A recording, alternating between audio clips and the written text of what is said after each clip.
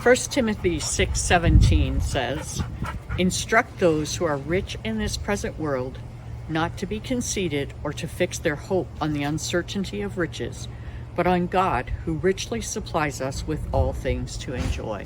And I think there are several things that we can recognize from this verse. I think a lot of times when we read where the biblical text talks about those who are rich, we automatically assume that it's talking about someone else. But the reality is that most of us here in Southern California, or here in America, if that's where you are rich in this present world by the standards of the entire world.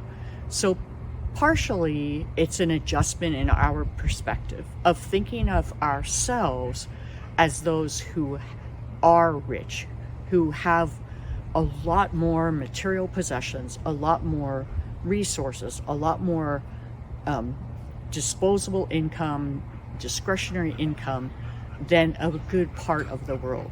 And so this verse applies not just to those people over there who are the uber wealthy, but it applies to us. And he says that what we need to do is not be proud, not be conceited about our riches, not look down on others who aren't in the same place. And then also that we're not to fix our hope on those things, that we are to live with an understanding that the wealth that we have, that the resources that we have can be lost easily. You don't have to watch the news very long, even here in California, to see people's homes devastated by wildfires recently and the loss that's there. And so that can't be where our hope comes from. So where should it be? And Paul instructs us that our hope is to be in God, who richly gives us all things to enjoy. So God has blessed us. He's given us these things to enjoy, but they are never to take his place. They are never to supersede our hope that's in him.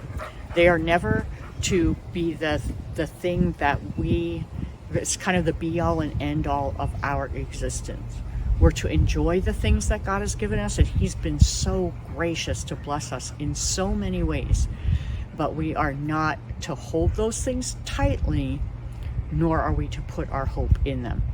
So today I would encourage you, look around, kind of take an inventory of the resources that you have, the resources that your family has, and then ask yourself, is this where my hope lies?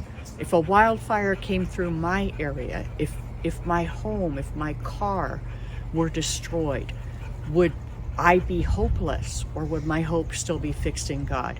And then I think a further question we need to ask ourselves is, how are we sharing the resources that God has given us?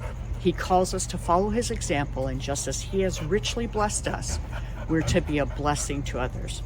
Let's make sure that we're doing that today.